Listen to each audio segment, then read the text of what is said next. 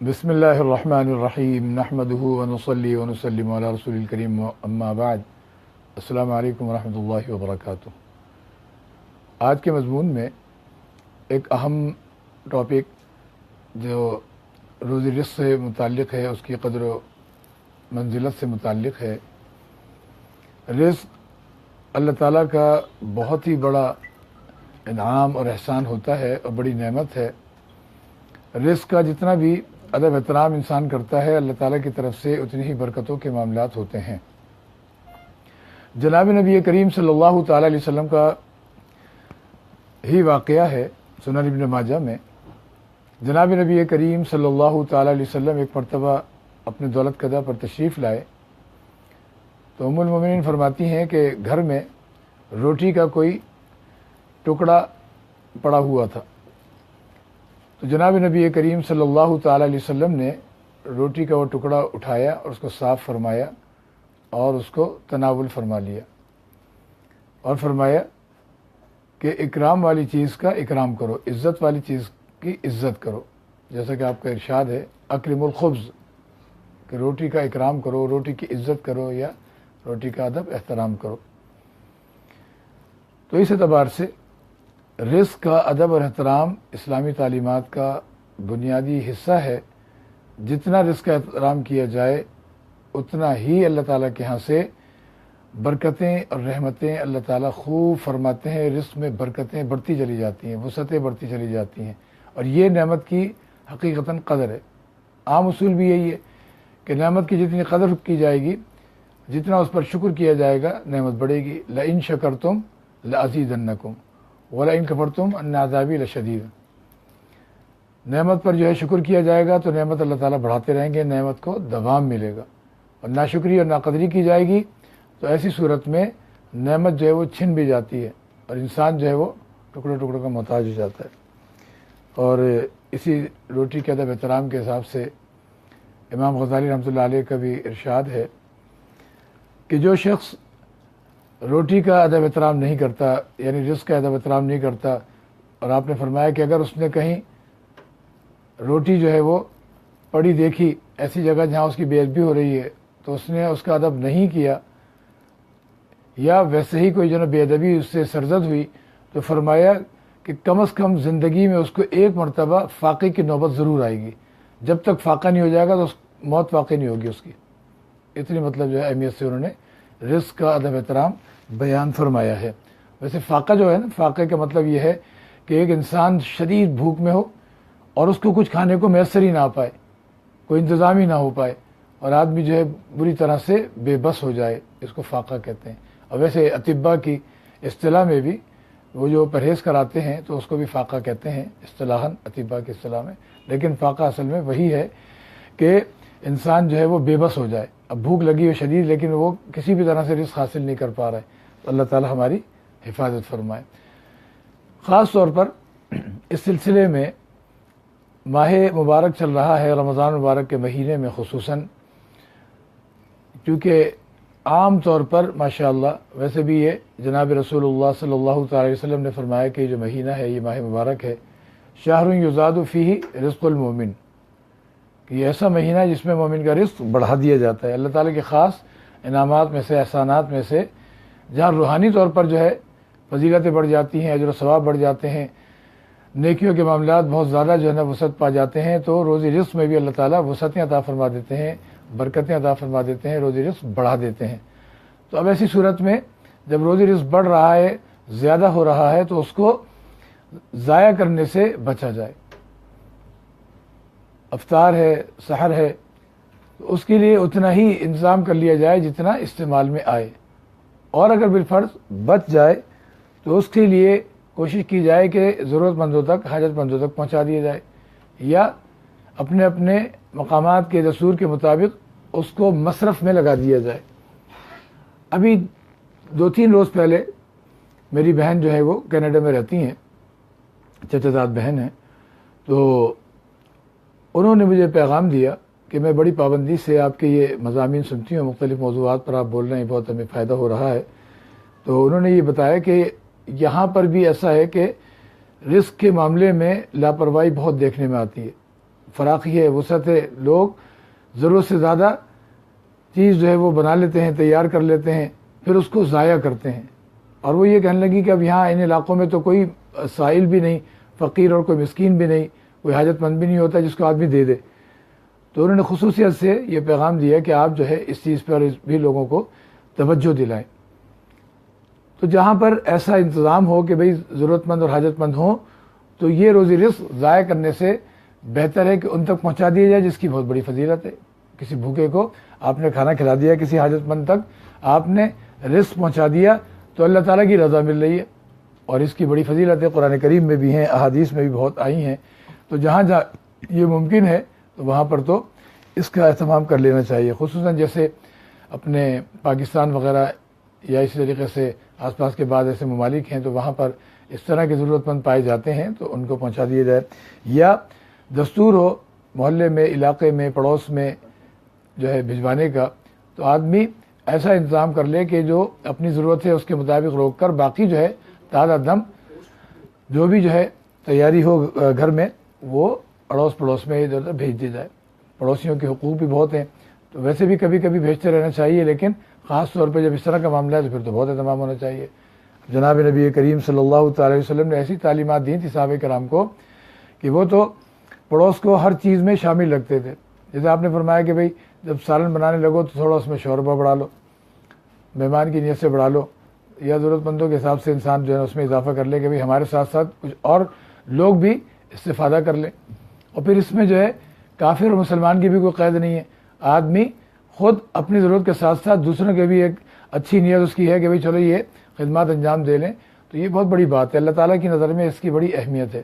اب یہ ضروری نہیں کہ آدمی یہ سوچے یار کہ میں بھی جو ہے نا ایدی صاحب بنوں اور میں بھی چھیپا صاحب بنوں، یا میں بھی کوئی جو ہے نا بڑی رفائی سلسلہ ہو تو پھر جو ہے نا کچھ ہے نا کریں گے لوگوں کے لیے. نہیں، آپ جتنی استطاعت ہے اور جیسا وقت کا تقاضا ہے آپ اتنی ہی خدمات انجام دیں. خدمت خلق کے سلسلے میں یہی اللہ کو محبوب اور پسند ہے. آپ کی 1 روپے کی استطاعت ہے، آپ 1 روپیہ کسی کے اوپر خرچ کر رہے ہیں ضرورت مند پر، یا کسی کی ضرورت پوری کر رہے ہیں، تو یہ اللہ کے مقبول ہے. آپ کی جو ہے نا 1 بوتل پانی آپ نے وہ تیار کیا اور کسی کو وہی جو ہے نا دے دی، اور آپ کی یہ استطاعت تھی، تو اس پر بھی اللہ تعالیٰ کے یہاں سے اجر ہے. اور ویسے بھی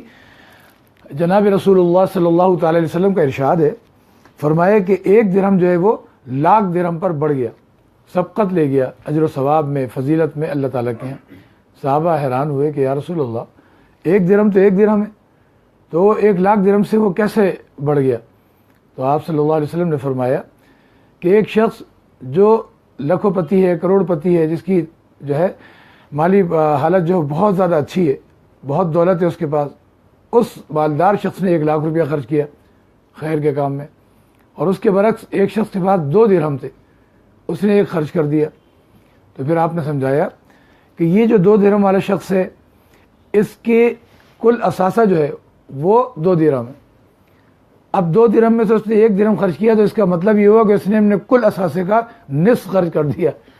تو اللہ تعالیٰ کے یہاں اس نصف خرچ کرنے پر اس کو اجر مل رہا ہے کہ اس نے اپنے کل اثاثے کا آدھا مال جو ہے وہ خرچ کر دیا اللہ کے لیے. تو اس کو آدھے مال خرچ کرنے کے اوپر جو ہے نا اللہ تعالیٰ اس کے مطابق اجر عطا فرما رہے ہیں کہ بھئی اس نے آدھا مال خرچ کیا ہمارے لیے. اور ویسے بھی جب آدمی کی جو ہے جیب تنگ ہوتی ہے، ہاتھ تنگ ہوتا ہے، تو اس وقت ایک ایک پیسہ جو ہے وہ بڑا وزنی معلوم ہو رہا ہوتا ہے. اور مالدار جو ہے ظاہر ہے ان کے پاس وسعت ہے، تو وہ کوئی چیز خرچ کرتے ہیں تو اس میں 10 پہلو سامنے ان کے ہوتے ہیں دوسری ٹائپ کے. مال خرچ کرنے میں تو مسئلہ نہیں ہوتا، لیکن دوسری طرح کی بہت سی چیزیں ان کے سامنے ہوتی ہیں. 12 لاکھ 1,00,000 روپے خرچ کیا تو اس کے بعد دولت بہت ہے. تو یوں جو ہے 1 درہم 1,00,000 درہم پر فرمایا کہ سبقت لے جاتا ہے. تو ان چیزوں کو بھی ہم ذہن میں رکھیں. اب دیکھنے میں آتا ہے کہ تقریبات ہوتی ہیں خاص طور پہ، اب افطار پارٹیاں ہوا کرتی ہیں، لوگ افطار پارٹی کرتے ہیں. ٹھیک ہے، افطار پارٹی کرنا یا افطار میں چند ایک کو یا زیادہ کو انسان اللہ نے استطاعت دی ہے اور کرنا چاہتا ہے تو وہ کر سکتا ہے. اب اس میں بھی یہ خیال رہے کہ جو افطار کر رہا ہے کرانے والا، اس نے تو اہتمام کر لیا، چیزیں تیار کر لی، لیکن جو افطار میں لوگ شریک ہو رہے ہیں ان لوگوں کا یہ فرض بنتا ہے کہ جتنی ان کی ضرورت ہے اتنا جو ہے وہ لے لیں، اتنا ہی اپنے ضرورت کے مطابق پلیٹ بنائیں یا جو بھی چیز لینی اتنی ہی لیں. ایسا نہ کریں کہ بس ایک حرص و ہوس کی کیفیت ہے کہ بس دھڑا دھڑ لوٹ لو. تو لوٹنے والی کیفیت اور حرص و ہوس والی کیفیت، اس سے انسان اپنے آپ کو دنیاوی نقصان بھی پہنچاتا ہے، اخروی نقصان بھی پہنچاتا ہے، اللہ تعالیٰ کی نظر میں بھی گر جاتا ہے. لوٹنے پہ یاد آ رہا ہے ابھی گزشتہ دنوں سعودی عرب میں ایک مارکیٹ میں، بڑی مارکیٹ میں، انہوں نے خواتین کے شعبے میں جو لباس پوشاک کا شعبہ تھا 30 منٹ کا، آدھے گھنٹے کا انہوں نے ٹائم دیا کہ بھئی سب کچھ فری ہے، جس کو جو لینا لے لے۔ اوہو، ایسی لوٹ مار مچی ہے اور ایسی افراتفری مچی ہے، اور وہاں تو سارے ماشاءاللہ بالکل جو خواتین ہیں نا باپردہ ہوتی ہیں، اور بالکل آنکھیں بھی ان کی دیکھنا مشکل، یعنی نظر نہیں آتی ہیں، ایسا پیک ہوتا ہے پردہ، اور ہاتھوں میں دستانے اور پیروں میں موزے، بہت زبردست جو ہے تمام سے پردہ ہوتا ہے۔ وہ ساری کی ساری اس با پردہ خواتین اور با پردے کی حالت میں وہ لوٹ مار مچی ہوئی، ہینگر ادھر گیا جناب، اس کا اسٹینڈ ادھر گیا، اور ایک خاتون نے اس کو دھکا دیا، ادھر جا کے گری، اور جناب ایک چیز ادھر گئی، دوسری چیز ادھر گئی، ایک لوٹ مار کا عالم۔ تو ذرا سی دیر میں وہ سارے شیوخ اور شیخانیاں، دیکھنے والا منظر کہ بھئی آدھے گھنٹے کے اندر سلسلہ لوٹ مار کا یہ کیفیت ہے۔ جب سامنے ایک چیز نظر آ رہی ہوتی ہے تو بڑے بڑے شیخ اور شیخانیاں بھی اس طرح سے وہ منظر پیش کر دیتے ذرا سی دیر میں۔ تو جناب ایک عجیب افراتفری مچ گئی، وہاں کے جو ذمہ دار ہیں اور جو سیکورٹی لگی ہوئی وہ دیکھ دیکھ کے سب تفریح لے رہے ہیں کہ دیکھو یہ حال ہو رہا ہے۔ اور اسی میں مردوں کا شعبہ تھا، الیکٹرانک جو شعبہ تھا اس میں الیکٹرانک کا سلسلہ، انہوں نے کہا آدھے گھنٹے فری ہے، وہاں مردوں کا حال یہ ہوا، بڑے بڑے پیکٹوں پہ کوئی ایک دم چپٹ کے اس کے اوپر لیٹ گیا کہ یہ میرا ہو گیا، پورے ہاتھ پھیلا کے، سینہ بھی اور وہ بھی، کوئی آگے جنوں سے پیر پھیلا کے بیٹھ گیا کہ بھئی یہ میرا ہے، کوئی اس کھینچ کے جنوں تو ایسے عجیب و غریب جو نا منظر، جیسے کوئی جو نا یہ کوئی فلمی سین ہے اور کوئی ڈرامہ ہے کہ بس سب کو ابھی اس وقت جو ہے دنیا کو دکھانا ہے کہ بھئی سب ہنستے ہنستے لٹ پٹ ہو جائیں۔ تو عجیب و غریب صورتحال۔ تو یہ تمام چیزیں بڑی عجیب و غریب ہیں۔ اس سے کچھ دن پہلے ایک اور بھی تھا، وہ پتہ نہیں پاکستان کا تھا کہاں کا تھا، اس میں بھی ایسی تھا، شاپنگ مال میں کچھ جو ہے نا دیر فری ہو دیا، اب عورتیں جناب وہاں پہ تو چینا جپٹی کے ساتھ ساتھ ایک دوسرے کے ساتھ لڑ مری، بالکل عجیب و غریب صورتحال کر دی۔ تو دنیاوی معاملات اور دنیاوی محبت ہمارے دلوں میں اتنی رچی بسی ہے کہ دنیا کے فائدے نقد نظر آ رہے ہوتے ہیں، تو وہاں پر اپنا وقار، اپنے سلسلے، ہم کتنے جو ہے نا اچھے ہیں، کتنے کیا ہے، ہمارا مال ہے نہیں ہے، لیکن حرص و وقت اندر اتنی ہے کہ جناب ٹوٹ پڑتے ہیں۔ سعودی عرب کی مثال تو خاص طور پر اس لیے اہمیت کی حامل ہے کہ اللہ نے وہاں پر جس طرح نوازا ہے سب کو کہ بے انتہا ماشاءاللہ، تو پھر بھی جو ہے نا یہ حالت ہے لوٹ مار کی۔ تو جب اللہ تعالیٰ کے یہاں سے معاملات ہو، اللہ تعالیٰ سے معاملات ہوں، تو وہاں پر بھی اس بات کا اگر ہم خیال رکھیں کہ بھئی یہ رب کی نعمتیں ہیں، ایک ایک دانے کو آپ دیکھیں، قدرت کا اتنا وسیع اور عظیم ترین نظام ہر وقت حرکت میں،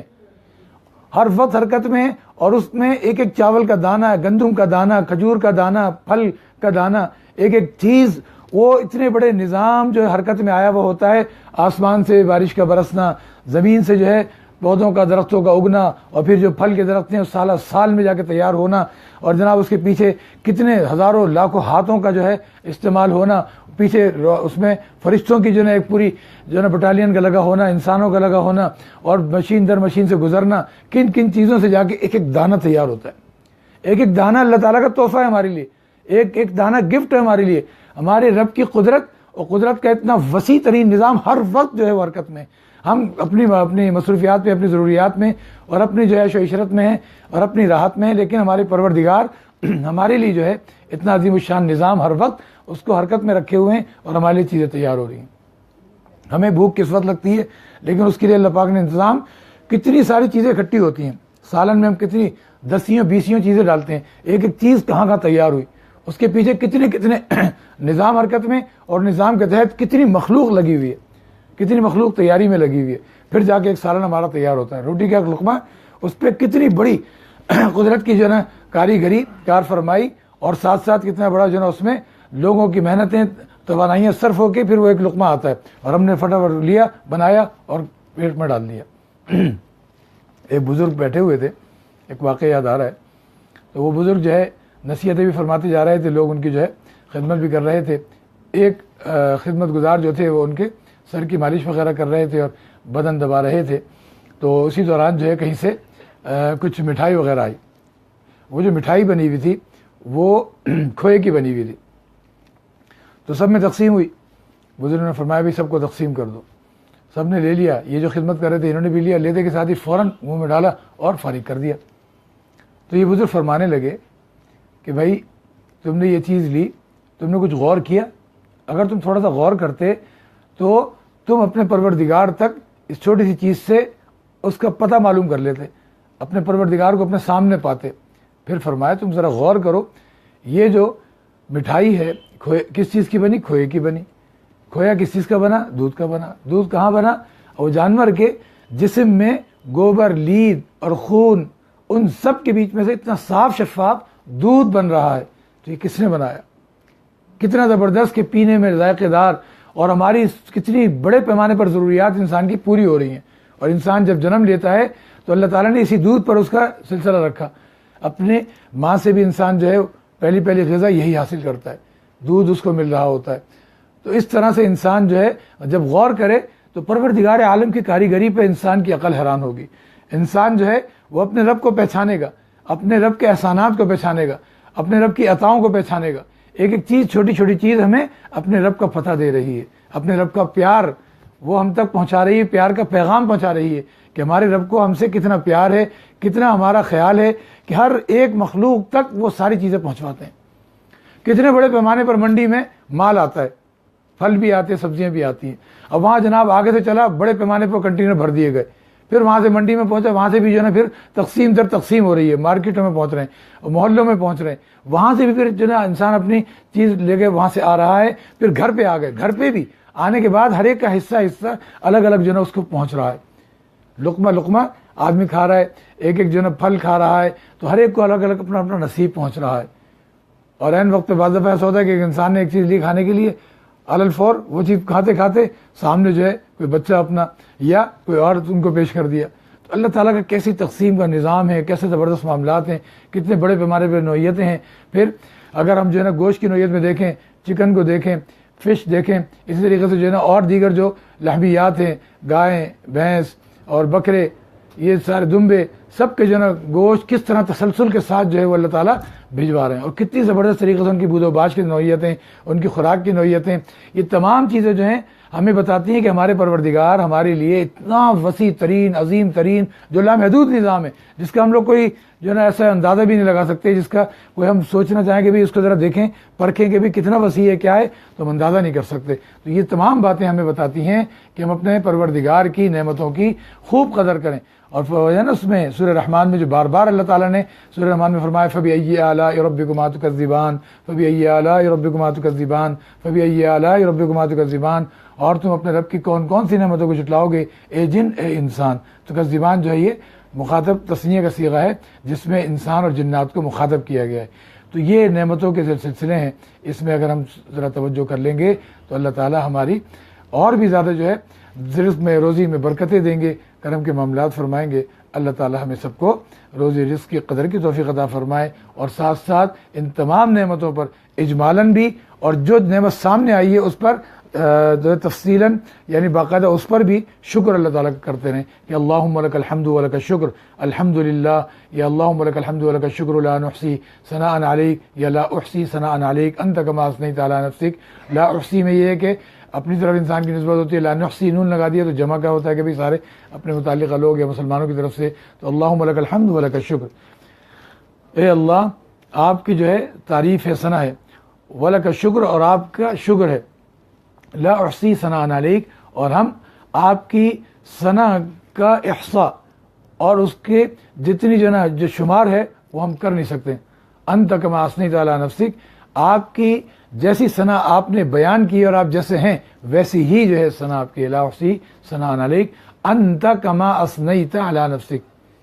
انت کما اثنیت علی نفسک، آپ کی ہستی جیسی ہے ثنا کے لائق بس آپ ویسے ہی ہیں. تو بڑے جامع کلمہ ہے، اس کو بھی ہم پڑھتے رہیں تو بہت زبردست جو ہے نعمتوں کا حق ادا ہوتا رہے گا. اللہ تعالیٰ ہمیں نعمتوں کی قدر کی توفیق عطا فرمائے، نہ قدری سے بچائے، نہ شکری سے بچائے. ویسے قرآن کریم کی ایک آیت چلتے چلتے مضمون کو سمیٹتے سمیٹتے بتاتا چلوں. قرآن کریم میں 22ویں پارے میں سورہ سبا میں حضرت داؤد علیہ السلام کا جہاں واقعہ چل رہا ہے، وَقَلِيلٌ مِّنْ عِبَادِيَ الشَّكُورُ،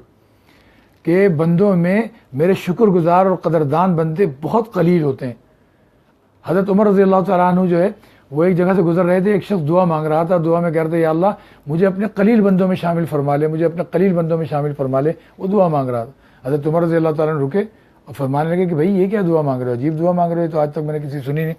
انہوں نے کہا کہ آپ نے قرآن کریم جو پڑھا ہے اس میں توجہ آپ کی نہیں گئی کہ اللہ تعالیٰ فرما رہے ہیں وَقَلِيلٌ مِّنْ عِبَادِيَ الشَّكُورُ، کہ میرے شکر گزار بندے بہت قلیل اور بہت تھوڑے ہیں. تو میں یہ دعا مانگ رہا ہوں کہ اللہ مجھے بھی انہی قلیل بندوں میں شامل فرما دے. تو اللہ پاک ہم سب کو بھی، ساری امت، سارے اہل ایمان کو انہی قلیل بندوں میں شامل و داخل فرما دے، اور اللہ تعالی ہمیں اپنی نعمتوں کی خوب بھرپور طریقے سے قدر کی توفیق دے۔ رمضان میں بھی سحر و افطار ہوں یا دیگر معاملات، ان سب میں قدر سے معاملات ہوں۔ وما علینا الا البلاغ، وآخر دعوانا ان الحمد للہ رب العالمین۔